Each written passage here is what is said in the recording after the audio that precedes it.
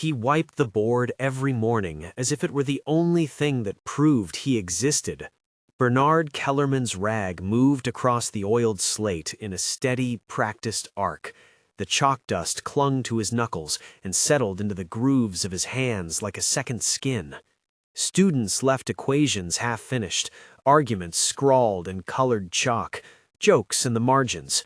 When the lecture ended, someone always forgot to stay and erase. Bernard stayed. He erased. It was a small ritual that had become a ritual of erasure. He did not linger to read what they wrote. He did not have time for that. His shift was the quiet hour between the last students in the cleaning crew.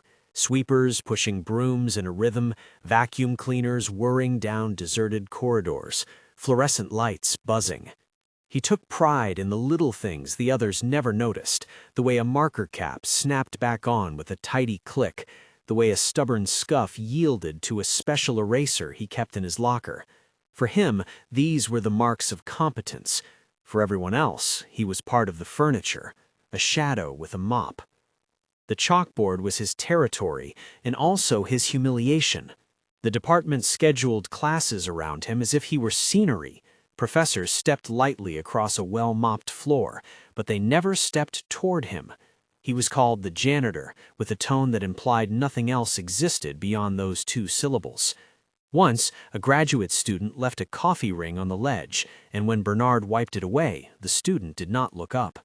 Once, a visiting lecturer knocked his clipboard and scolded him for being in the lecture hall during a class. Bernard nodded and moved farther into the background, his hands sticky with dust. At home, the erasing carried over into other parts of his life. His daughter Molly slept under a poster of astronauts and planets, a hand-me-down science set arranged on the table. Their apartment was the kind of small, stubborn place where every surface had a purpose and every item had 2 or 3 homes. It was the kind of place people in the neighborhood recognized. The sound of a television set turned low, the promise of a bowl of soup after school, a left shoe that never seemed to find its partner in the morning rush. Bernard woke at 5, made toast, checked Molly's homework, and left a kiss on her forehead before the city had opened its eyes. There was dignity in that routine. There was also a wage that would never add up to security. Rent notices accumulated like loose change that never quite fit into a jar. The landlord's letters were polite and final. The light bulb above the sink flickered. The water heater cupped its hands and spat when Molly took a bath. Bernard carried all of that without complaint because his daughter counted on him, because he had learned how to make small economies feel like economies of grace. On the day Professor Alexandra Ashcroft lectured on the architecture of protest, how ideas leave traces on public spaces and are rewritten into new meanings, the hall was full. Her courses were popular in a way that the department was proud. Bright undergrads with new shoes, doctoral candidates with chipped mugs, visiting journalists who took notes. She had a presence that cleared a room, a voice that could make a sentence into an event, a laugh that cut through noise like a bell. When she wrote on the board, the letters were neat and precise. When she gestured, her hands painted arguments into the space. People watched her the way people watch someone conducting an orchestra. Bernard had always liked her lectures, even if he never enrolled. He liked the way language could make the invisible visible. Sometimes he arrived early and sat in the very back, not a student, but someone who respected the craft. Other times he watched from the doorway as he wiped away the traces of a class after the desks had emptied. The erasure did not feel like surrender to him. It felt like an act of service to the music of the room. The collapse happened without warning. The first sound was not a collapse at all, but a string of broken syllables. There was an odd substitution in Alexandra's speech, an article gone wrong, a cadence that faltered. Students glanced at one another. Someone laughed softly, thinking it was a rhetorical device. Then she swayed. Her hand rose as if trying to gather meaning. A woman in the front seat reached out, and Alexandra's body folded inward. She fell like a curtain the moment the stage sank. There was a kind of immediate freeze, those microseconds where planets keep traveling and people are sudden stones. The room reacted with the gestures of people unused to calamity, calls for help, a student bolting toward the door as if to summon someone else, a siren somewhere in a city that seemed far away. Phones came up like mirrors. The faces in front of Alexandra turned to look at each other as if the right response might be found in the crowd. Bernard moved, because not moving was a kind of complicity he could not accept. He had been trained, in some training years ago in a community center, how to recognize a person whose life had hit a wall between alveoli and world. He remembered the rhythm of compressions, the angle of his palms. He had stayed awake in a night class once to learn how to give breaths that meant more than air. Instinct overrides designation. You learn to act when the moment presses you. He pushed through the straggle of confusion, past the chairs, the fallen notes, the halo of half-dropped pens. His palms landed against Alexandra's sternum with the familiarity of a man who had practiced kindness long and not always under applause. He held his weight steady. He counted compressions in his head, not a lecture now, but a measure of mercy. 1 and 2 and 3. Students shouted instructions at him and at one another, an unnatural chorus of fear and detail. Some screamed for security.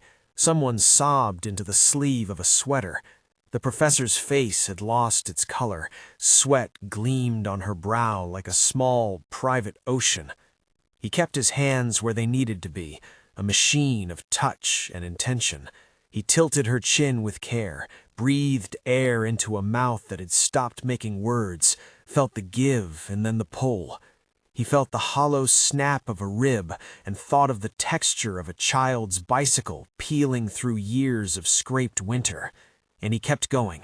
He put his full weight into the compressions, let his knees find purchase on the floor, while 100 eyes pressed into his back with varying degrees of accusation and hope.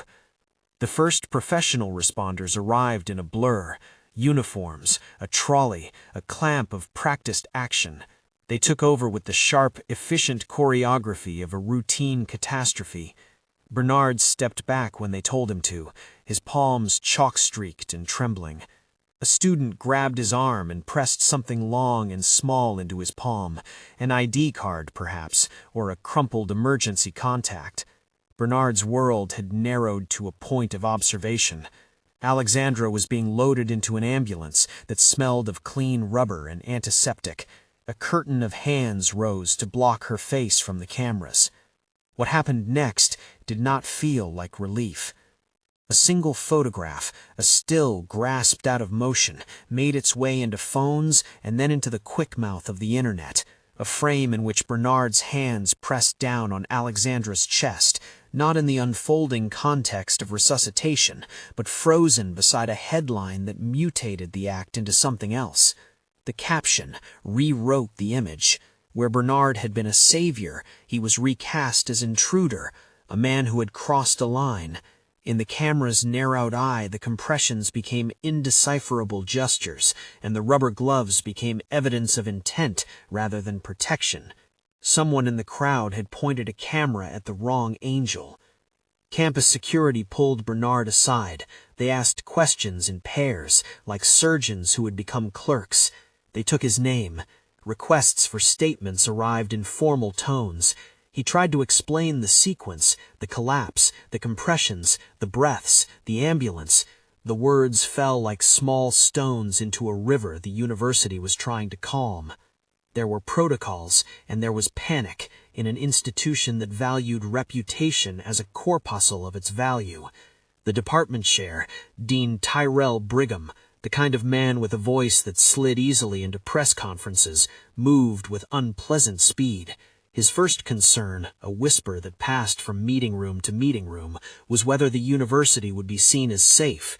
Campus communications suggested the language, measured, monotone, concerned. HR urged caution. Legal counsel advised against speaking to cameras. Somewhere in that hum, a decision was made. Bernard was escorted from campus that afternoon, with a badge to be returned and a letter that felt like cold paper bureaucratic compassion, an immediate suspension pending investigation. He did not resist. The students who had watched him in the emergency now watched him being let out. Their eyes were lit with curiosity or guilt or relief. Hard to tell. Eyes are often a weather report of feeling. Someone filmed Bernard as he walked. A stranger shouted a question, and a different stranger answered with a rumor.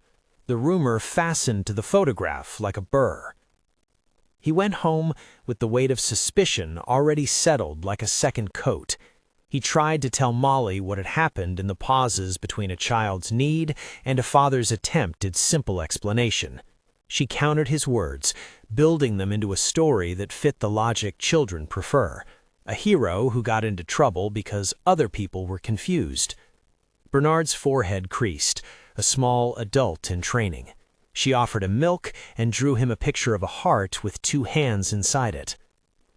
Between the sound of the radiator and the muted television, the inbox lit up with messages that might as well have been stones. Anonymous accounts suggested the worst, and for every person who defended him, there were 3 who assumed the easier narrative. The photograph's caption had metastasized across feeds. It had become not a frame of rescue, but a frame of accusation. People took the image and labeled it with their own fears. The university issued a brief, legally neutral, and humanly cold sentence. An incident occurred during a lecture today. The matter is under review. We're cooperating with medical professionals and campus security. The sentence was designed not to inflame, and yet it felt like glass. Word traveled faster than truth. The invulnerability of the institution required someone to be held up as a symbol of transparency, and sometimes that meant removing ambiguity by sacrificing a person who could be excised from the narrative. Bernard, who had never owned a social media account, woke the next morning to find his privacy violated by strangers who felt entitled to prescribe his character.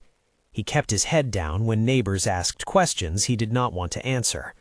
A landlord's voicemail slid into a new tone, polite but edged with the calculus of risk.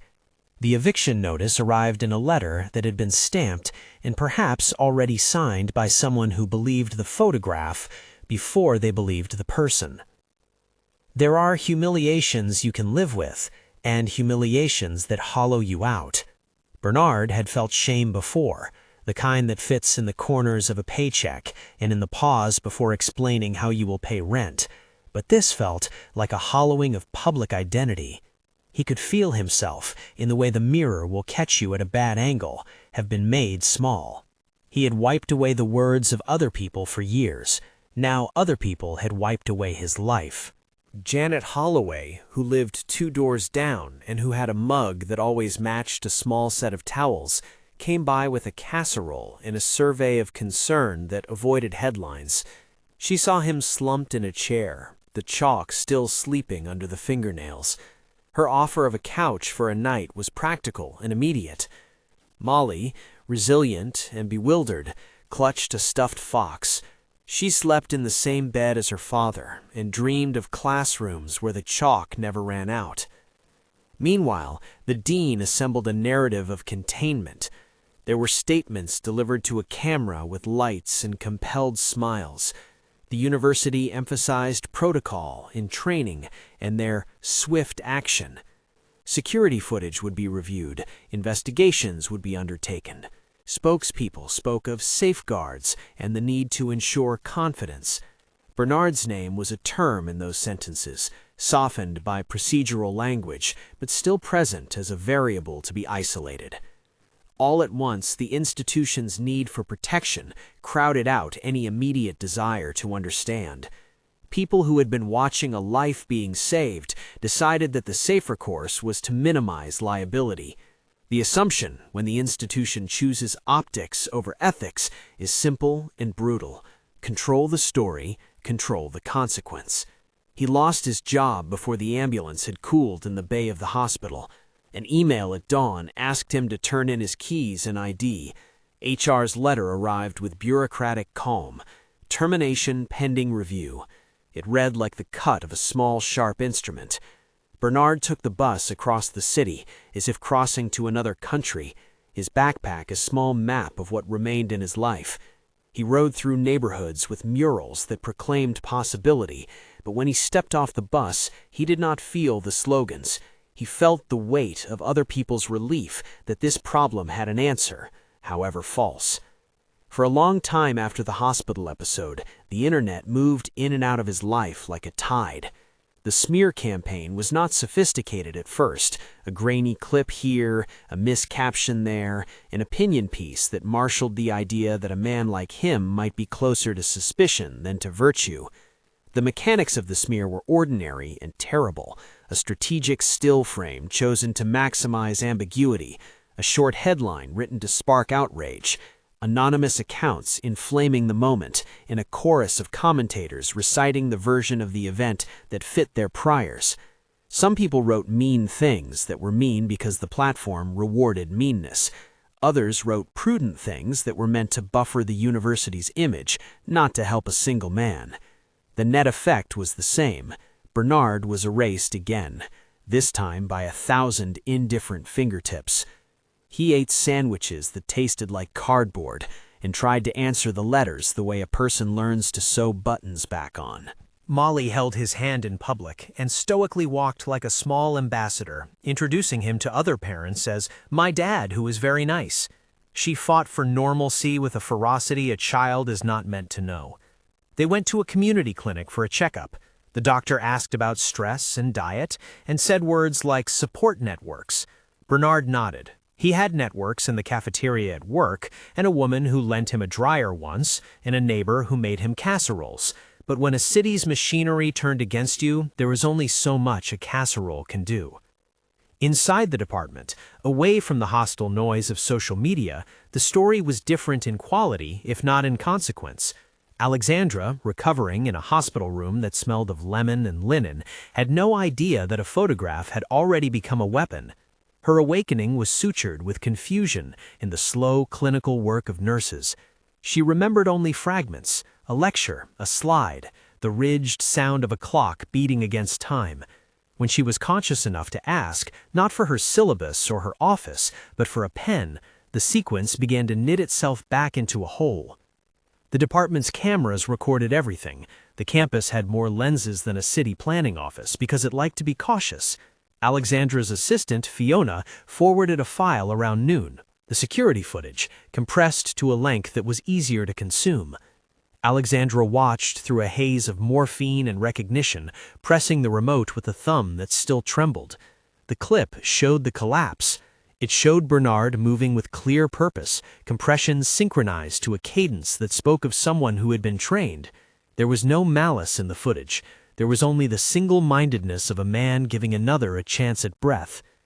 There was something else on the clip that caught Alexandra's attention, a faint, eroded mark on the lower right of the board, a sliver of chalk that had been overwritten and then smudged, like a footnote erased by habit. It had been caught at the edge of a camera frame days before, an incidental smear that faculty had not recorded as important. But Alexandra knew her material the way a mason knows grain and mortar. Something about the angle of a symbol, the correction of a variable, pricked at her like a splinter. She replayed the section where she had been lecturing on the interaction between text and space and stared at the shadow of a handwriting that did not belong to any of her students. She called for a closer look. An assistant, used to sorting the department's archive, pulled a higher resolution still from the morning before the incident. There it was, a notation in the margin, a correction to a proof she had presented 2 weeks earlier. The chalked line had been an adjustment of a constant that altered the conclusion. It was the kind of tiny intellectual correction that could save someone a day of extra work or suggest a twist of thinking that would make a grant proposal more compelling. The handwriting was rough and compact, an economy of stroke that somehow contained care. Alexandra knew her board. She knew the strokes of her students' hands. She could sometimes tell who was present by the way the dust fell. This mark did not carry the sprawl of a doctoral candidate. It did not fit the neat slope of a teaching assistant. It fit the compactness of someone used to writing in small spaces, a handwriting shaped by a life where ink was precious and time scarcer still. She traced that line on the screen with a finger and felt a heat of recognition combine with a cold of guilt. Why had she never seen it?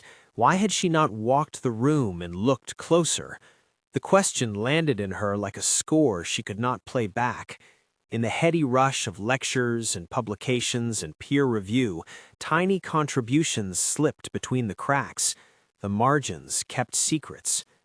For Alexandra, the footage opened a second window. The man who had saved her life had left a trace in her work. The two things combined into a dissonance that pulled her out of the role of passive victim. She replayed frames of Bernard leaning over her in the hall, his palms blurring gold with dust and blood and purpose. She replayed the sliver of correction on the board. Somewhere in that juxtaposition was a story the cameras had not yet told for the public. Not a picture of suspicion, but a portrait of a person who had been both present to thought and present to action. The department was quick to offer its version of prudence. The chair's office called gently, then more insistently. "We have to consider the optics," a message said, a vocabulary that meant containment. The university's council wanted to clear details before the cameras could sculpt a narrative. It would be safer to keep the details private until they could shape the wording, until they could place the facts in a frame that protected the school's reputation. Alexandra did not feel safer. She felt compelled. In the pale blue of her hospital room, the decision folded around her like armor. If Bernard was wrongly cast, then the institution that claimed to be a refuge for inquiry had failed at the most basic level, seeing the person in front of them. She had been an object of care by someone the campus had chosen not to see as whole.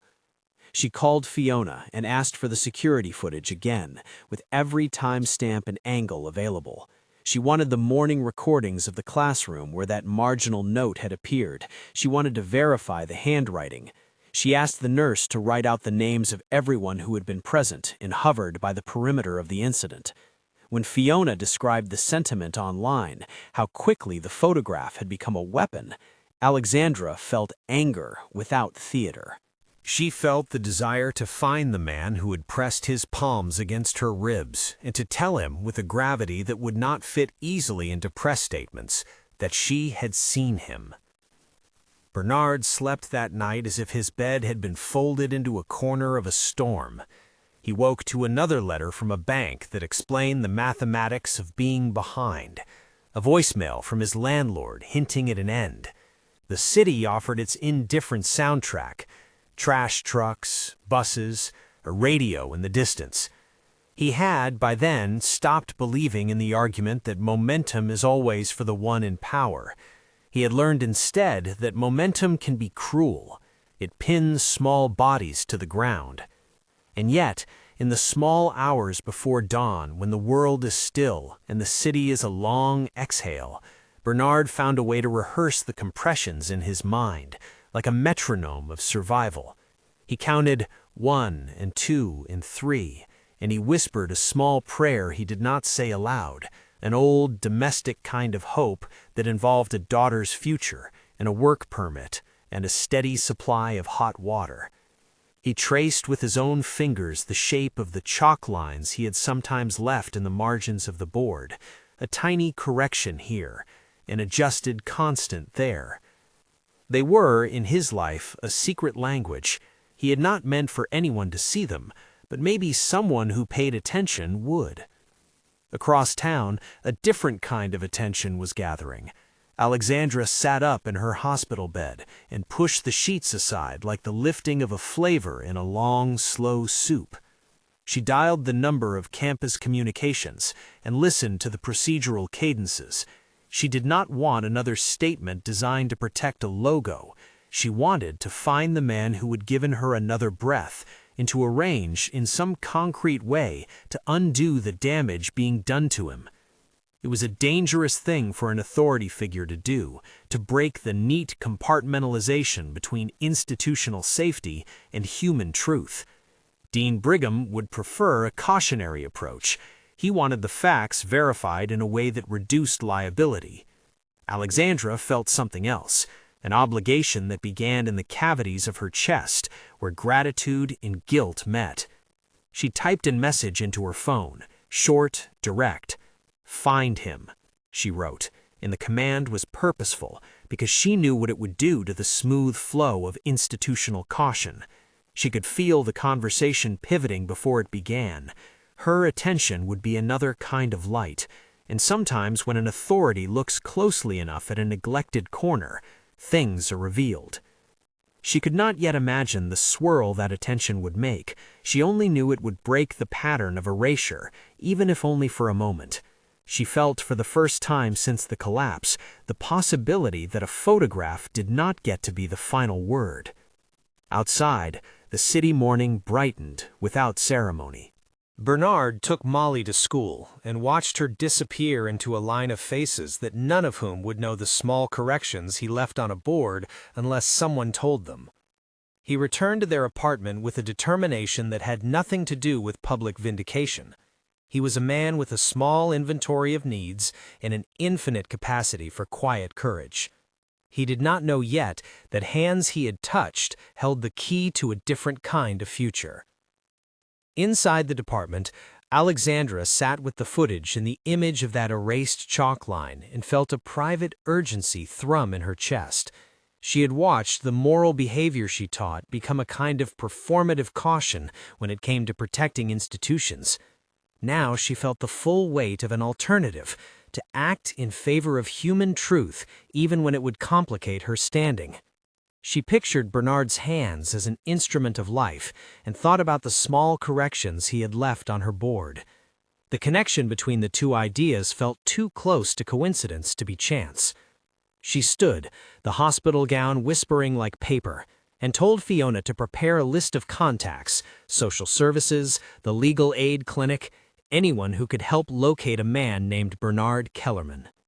The decision was simple and quietly enormous. It would change the direction of things if she could find him and say what she meant. Outside the hospital window, a bus wheeled past with an advertisement for an upcoming public lecture on civic responsibility. The slogan was glossy and declarative, the kind of corporate-scented optimism that institutions love to hang in their halls.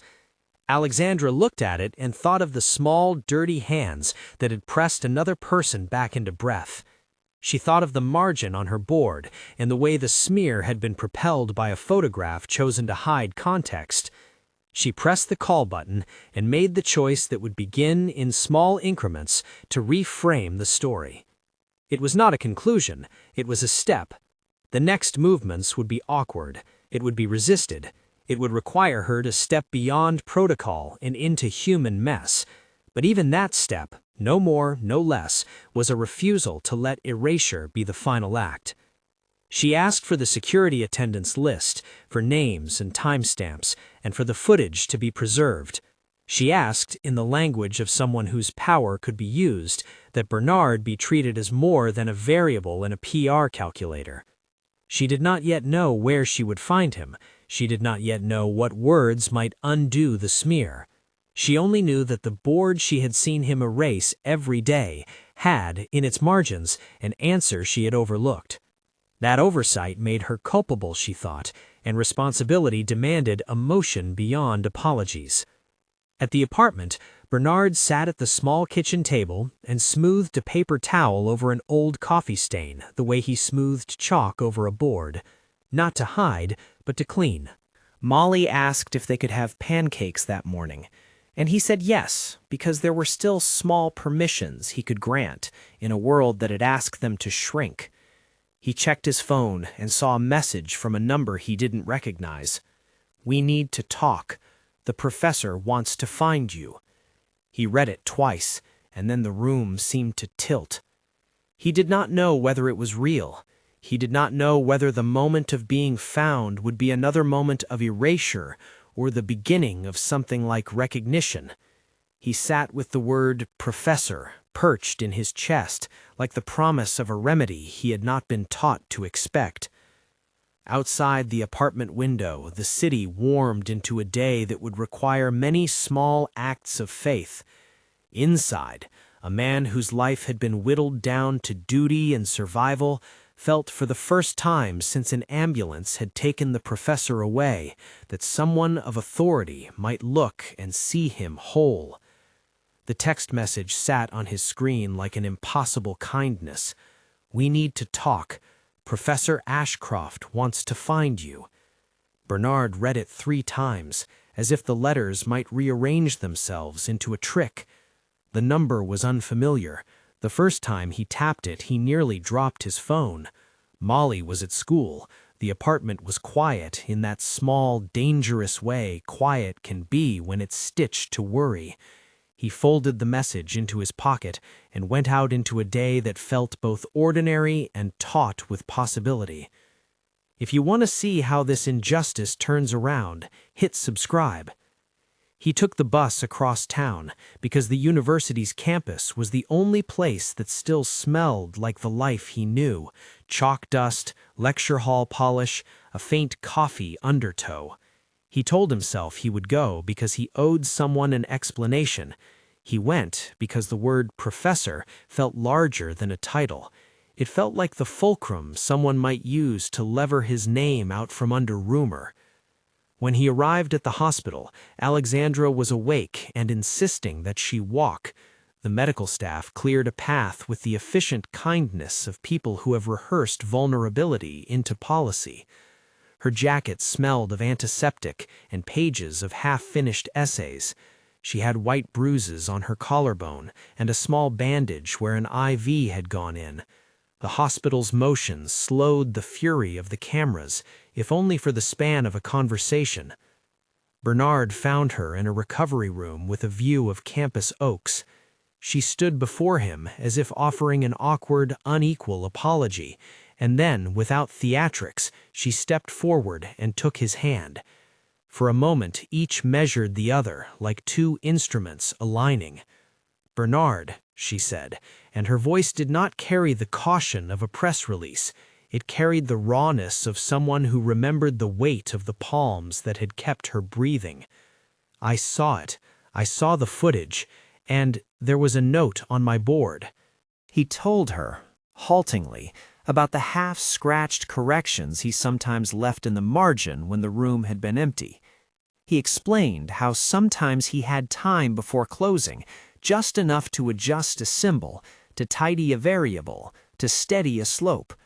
He had not thought of his marginalia as anything anyone would notice. He had not expected a professor to read a janitor's handwriting the way she read students' scribbles. She looked at him like someone who had been given a small private miracle. "You saved my life," she said simply, "and you saw the margins the way people don't. I want to fix what we did."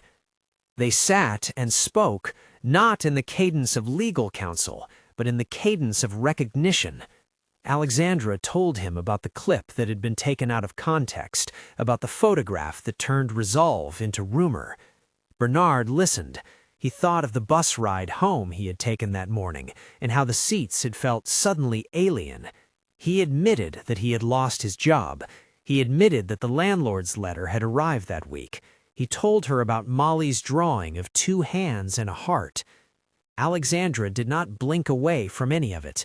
She called campus communications from the hospital phone and asked for the full archives of footage, every angle, every timestamp, preserved and ready. She asked Fiona to find him housing for as long as was necessary. She told the dean, over a voice that was businesslike only because the alternatives were worse, that she intended to make a public statement once they had the footage vetted and corroborated. She said plainly that the narrative on social media misrepresented what had happened and that the university owed a man more than a sentence of cautious neutrality. Dean Tyrell Brigham did not like ultimatums. He preferred the slow, administrative rotisserie of careful sentences in managed appearances. When Alexandra called the office, he answered with practiced calm, offering language about protocol and investigation. She told him she would not wait for him to finish making the institution safe from scandal at the expense of a man's life. She would not let the photograph be the last word. "You have to be strategic," Brigham said. We can't release anything until legal clears it. There are liability concerns. I don't want you to protect the university by protecting a lie. We protect it by telling the truth. That exchange changed the axis of the conversation. Brigham pressed back. His voice found the tenor of corporate caution. He suggested a slow approach: compile, review, frame, release. Alexandra countered with a cadence born out of new clarity. Find Bernard, make his name part of the record, and let people see what the footage and the board show together. She kept that promise. Fiona, who had been in charge of schedules and the small mercies that make an academic life function, found Bernard in the little apartment that smelled of toast and detergent. She knocked politely and waited, awkward as a messenger of good news should be. Bernard opened the door as if to a stranger bearing a summons. When she explained who she was and that Professor Ashcroft wanted to talk, he looked as if someone had given him a rare coin and then asked him to spend it. He agreed to come back to the campus the next day for a recorded statement. There were lawyers and an offer of support, temporary housing for him and Molly, a letter from Alexandra to the landlord, and an upfront stipend while the matter was under review. He wanted to refuse until Alexandra said the words that unspooled the last of his defenses. "I want everyone to know what you did." The public statement Alexandra issued was not the measured, corporate language of the dean's press office. It was a small, sharp thing. She described the event, acknowledged the mischaracterization of the photograph, and thanked Bernard by name. She included a still of unedited footage, and she attached an image of the board's marginal notation replica side by side with the time-stamped clips that showed Bernard in the act of resuscitation. She asked for more space, not less, for the truth to be seen before opinion hardened. For a while, the internet held its breath. The first response was disorienting. Some of the accounts that had fed the smear tried to pivot, others doubled down. But a countervailing movement began to unfold with a velocity that surprised even Alexandra. Students who had been silent posted full clips, faculty created threads explaining the context, and a campus journalist ran an in-depth piece that traced the footage back to its original sources. The correction did not erase harm already done, but it created a new field of public memory in which evidence could exist. Bernard watched the reversal with the same mix of disbelief and careful hope he had learned to apply to other things. He worried it was a pivot that might spin away again. He accepted the housing and the stipend because Molly needed a night without panic. He took a medical checkup. He went to counseling offered through campus resources because the sound of a crowd's voice changes the way your bones remember themselves. The university, under pressure and with footage in public, moved through a more formal reckoning. An internal review found serious lapses in the way campus security had handled the immediate aftermath, specifically the prioritization of optics over the person involved, and called for procedural reforms. Mandatory bystander training integrated with emergency protocols, a guarantee that maintenance and janitorial staff would be expressly included in campus emergency communications, and a formal apology to Bernard. The chair, who had urged caution to the point of erasure, found himself in the crosshairs of faculty critique. He was disciplined. The public record described it as reassignment pending review, but on campus it was read plainly by many as the end of an era in the department's leadership culture. Bernard felt the word apology like a small coin of warmth. There were real, practical shifts, too. The university created an emergency fund for staff facing sudden eviction due to incidents that involved them acting in campus safety. A staff liaison seat was established on the university's safety committee. Right now it was Bernard's, though the job description had yet to be fully written, and an initiative was launched to ensure that staff voices were present in faculty deliberations about campus life. These were not cures, but they were changes with measurable possibility. The university set up a panel on dignity in campus life that would meet quarterly and publish minutes. The pushback was not over. There were faculty members and administrative officers who privately grumbled about precedent and exposure, and there were anonymous posters who renewed their assaults. But the growing chorus in Bernard's favor, students, nurses, a professor who insisted on naming him, pulled the public frame toward accountability. The architecture of the campus began to flex under new, slowly reassembled priorities. When Alexandra called for the university to publish the unedited footage, she knew the move might cost her. Tyrell Brigham accused her privately of theatrics. He warned of donors who disliked controversy. She replied that their duty was to truth over balance sheets. Her resolve had a tenor now that made the dean measure his words in a new way. He relented enough for the university to release a fuller suite of footage and a timeline of events. The record now included the marginal note on the board and the chain of custody that connected the footage to the photograph that had been weaponized. The shift in public narrative allowed Bernard to begin telling his story in his own words. The campus organized a hearing-like forum, a gathering space where students and staff could speak and where the university would record what had happened and what it intended to change. Bernard was nervous about it. He rehearsed in his head the compressions, the count that had become a private metronome, 1 and 2 and 3. He did not want to make a spectacle. He wanted to be clear. At the forum, he stood before an auditorium that by that point felt like a conference of witnesses. He opened with a simple account of the day and the feeling of a hand on another's sternum. He talked about marginalia, those tiny corrections he had left on the board, and how sometimes the margins are the only place where you can leave a trace of your thought. He spoke about dignity in the way systems erase people by accident and design. "You don't have to be brave," he told the crowd plainly. "You just have to not look away. That's how people live." He did not ask for martyrdom. He asked for recognition. He asked for policy to match rhetoric. He asked that the university include the people who kept the place running in its safety plans. He asked that when someone did the work of saving another human being, the institution respond with humanity rather than a lawyer's pen. The room was quiet in the way that matters more than applause. Students who had filmed the original clip came forward and explained what they had seen. A nurse who had been in the hall corroborated the sequence of events. Faculty members who had been tentative now spoke of culture change. Alexandra stood at the back with hands briefly folded, watching. When the forum concluded, people lined up not to shake his hand like celebrities, but to say small things. "Thank you. I'm sorry this happened to you. We will do better." One of the concrete outcomes of that meeting was a new role offered to Bernard. Not a token position, but a job that had real responsibilities. A staff and student safety liaison, tasked with integrating maintenance staff into emergency planning, coordinating training sessions, and representing non-faculty workers in the department's safety committee.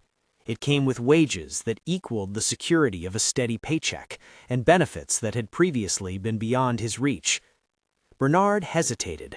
He had been a man who erased boards, and whose name had been reduced to a job title.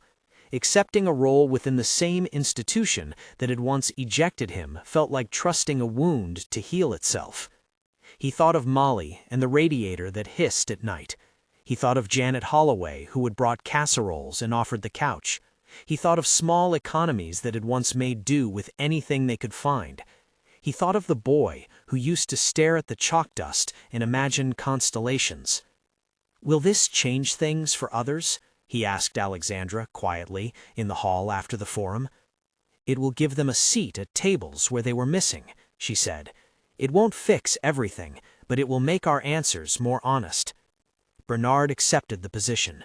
He took the paper that spelled out his responsibilities with a hand that shook not from fear, but from the slow release of tension. The salary would be modest compared to faculty stipends, but it meant Molly would not have to move schools. It meant he could pay a mechanic to fix the radiator. It meant he could sleep with a margin that had previously been absent. From his new vantage, Bernard did what he had always done. He observed the small things others missed and made them matter. He established a protocol for including custodial staff in emergency drills, ensuring their voices were not afterthoughts. He worked with campus communications to create training modules demonstrating how a single photograph could be taken out of context and how institutions must act quickly to preserve truth. He partnered with student groups to create a fund that provided emergency support for workers threatened with eviction after incidents that involved them acting for the public good. Change did not come all at once. There were committees and oversight and a certain amount of institutional friction that made progress feel like walking uphill through a forest. Some administrators resisted the new scrutiny, and some donors wrote terse letters about brand risk. But the work produced tangible outcomes, a revised emergency policy that included written guarantees for staff assistants, paid leave for those involved in campus emergencies, and a visible seat for non-academic employees on deliberative committees. There were also personal recoveries. Molly enrolled in a school closer to the university and brought home flyers for a science fair, and Bernard, in a moment of private pride, signed the field trip permission slip and donated a small box of supplies. Janet helped move a box of books into the new apartment they could finally afford. She came over and laughed with Molly about a television show that made no pretense of edifying content but was perfect for a Saturday. Bernard went to the dentist, to the doctor, and to a community support group where he learned how to talk about an event without letting it become the only thing that defined him. Not all the damage ever healed. Names and images lingered online. Some people never bothered to update their assumptions, but the volume of voices in Bernard's favor changed the ambient noise. The photograph lost the power it had once held. The footage, the board notation, and Bernard's own testimony reframed the record. In a way that mattered, the story moved from accusation to context. There was a final institutional reckoning that played out not in a courtroom, but in the university's faculty meeting room. Tyrell Brigham's approach to the situation, the prioritization of optics over immediate fairness, was debated publicly. He defended the proportionality of caution. Others argued that his haste to protect reputation had been a moral failure. The university issued an amended policy on crisis communications that required a statement of presumption of good faith when an allegation intersected with documented action by a member of the community. Brigham was reassigned. The language in the minutes framed the move as structural reorganization. On campus, it was read in many quarters as an institutional pivot away from secrecy and toward accountability. Bernard gave a short talk at a small convocation on campus about the power of small acts. He did not position himself as a hero. He spoke of the everyday dignity of work, of nights spent keeping children's rooms warm, of the rhythm of a mop on tile, and of the way the margins sometimes contain more truth than we suspect. Students and staff listened. When he finished, the room rose in a standing ovation that felt less like the elevation of an individual and more like the recognition of something they had too long failed to acknowledge. The program he helped design spread beyond the department. Other campuses reached out, asking for his materials, his framework for inclusion. A local nonprofit contracted with him to run workshops on bystander response and institutional empathy. He traveled a few times to speak to groups who wanted to learn how to prevent the mechanics of erasure that had nearly consumed him from repeating themselves. He never took a speaker fee that would have made the story about profit. He declined anything that would turn his ordeal into a commodity. He accepted modest honoraria that allowed him to put real food on the table and to pay down a portion of the debt that had hung over the small apartment like a ceiling. The smear campaign dwindled. Its virality thinned as more recorded material and testimony became available. Some of the anonymous voices never recanted. Many simply moved on to another topic. The university tightened its policies on the release of cropped images and ensured that any publicly shared images included context and source attribution. A memo circulated in campus communications classes about the ethics of framing, and a seminar course started on media literacy for students that included a module on how images can be weaponized. Bernard's life did not become a tidy arc of ascent. There were nights when the radiator hissed again, There were meetings that felt exhausting. There were students who still drifted past him at the coffee cart like a shadow, unseeing. But those unseeing moments grew fewer as people began to recognize the labor beneath the campus's polished surfaces. One evening, months after the collapse, Bernard returned to the lecture hall that had become uncanny ground. Alexandra had asked him to guest for a brief segment on a panel about public trust. She had insisted that he sit at the table as a participant rather than as a ceremonial presence. He washed his hands until the chalk came away with a sighing rasp and took a seat before an audience that looked at him differently now, less like scenery, more like a person. At the start, he watched as students came in and leafed through notes as teaching assistants fussed with their slides. He saw the board especially. Their old blackboard had been replaced with a whiteboard, a small technological upgrade that still carried the ghost of the chalk. He thought of all the evenings he had wiped away the work of others, of the way a hand can erase a sentence as if it had never existed. The physics of the gesture made him think of the physics of being overlooked. It takes the same small motion. When the panel finished, a student stayed behind. She held a cloth and a half-finished equation written in the corner that she had been struggling over. "Can I ask you about this?" she said. She told him she had always seen him in the back, wiping at the end of class, and that she'd been ashamed to realize she had never thought of him as someone who read math the way she did. He smiled and took the marker, metaphorically, a wrong image but the right feeling, and traced through the inequality with her. They joked about a symbol and made an adjustment that made the problem cleaner. She thanked him and left. For the first time in a long while, that washing away felt like a shared practice rather than an erasure. He had not been seeking appreciation. Still, the kind of human exchange that had been absent for so long felt like proof that the work mattered. At home, Molly taped new stars to the ceiling and set up a small card table where she conducted a mock lecture for a row of stuffed animals. Bernard cooked pancakes and set them out with a care that was unshowy. He paid the rent on time and handled a dryer repair without panic. The small things were now, indelibly, the measures of progress.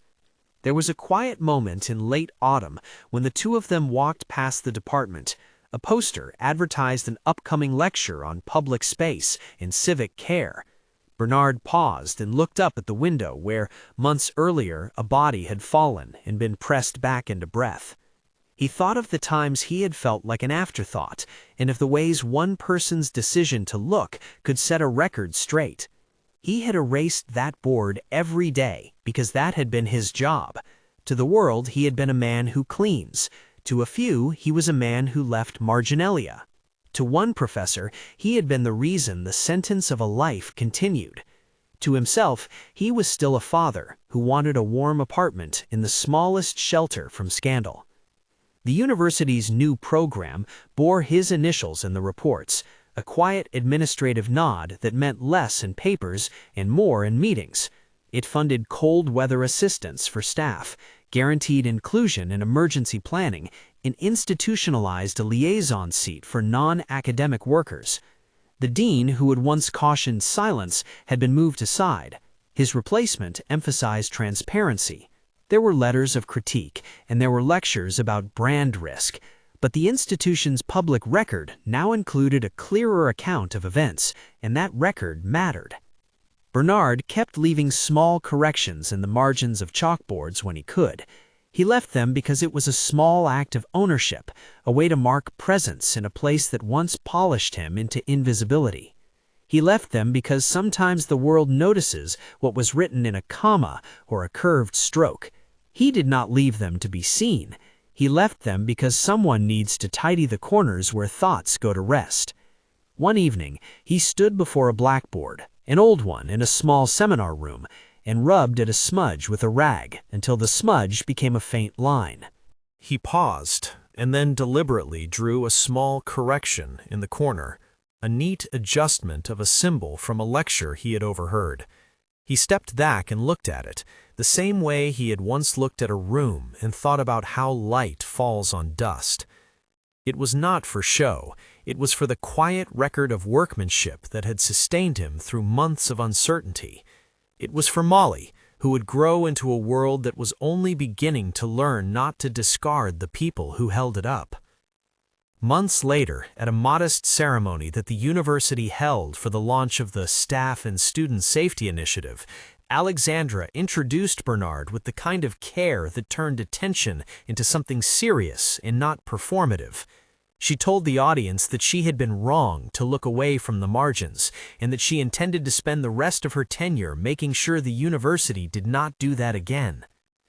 When Bernard spoke, he did so with the unadorned, steady voice of someone who had learned to keep counting, 1 and 2 and 3. He spoke of small dignities and of the way policy can either hide or reveal what we owe one another. He thanked the people who had stood with him, students who had defended him, Fiona who had hunted him down, Janet who had kept his daughter warm, and Alexandra who had chosen to use her authority to restore the truth. He did not call himself a savior. He called the room to account in the most practical way, by asking those in power to listen and by insisting that institutions build mechanisms that do not rely on luck to do the right thing. He asked that the board, literal and metaphorical, be a space where marginalia mattered.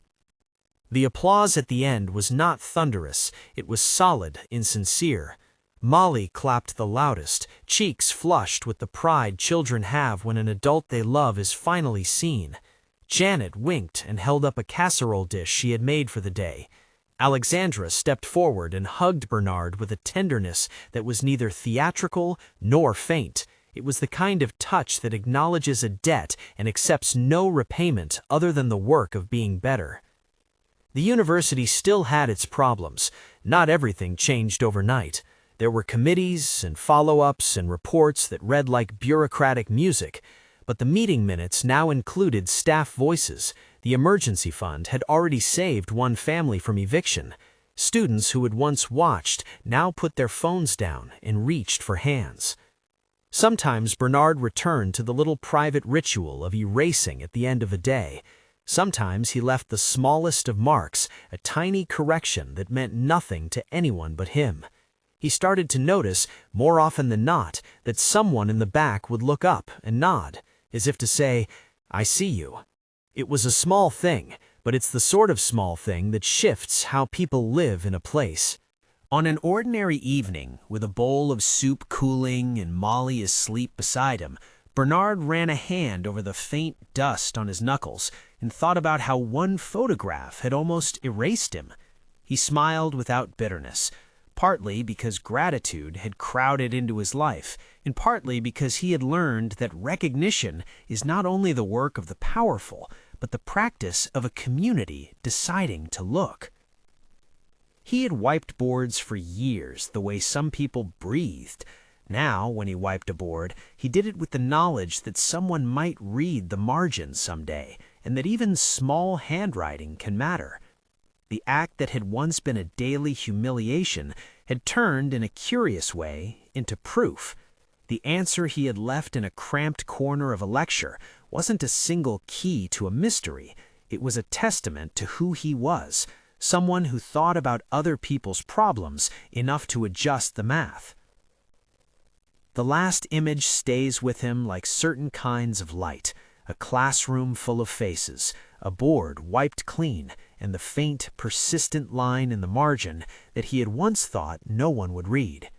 He had erased the board every day because it was his job, but the day the professor stopped being silent and the camera stopped framing the wrong story, someone looked and recognized the answer he had left.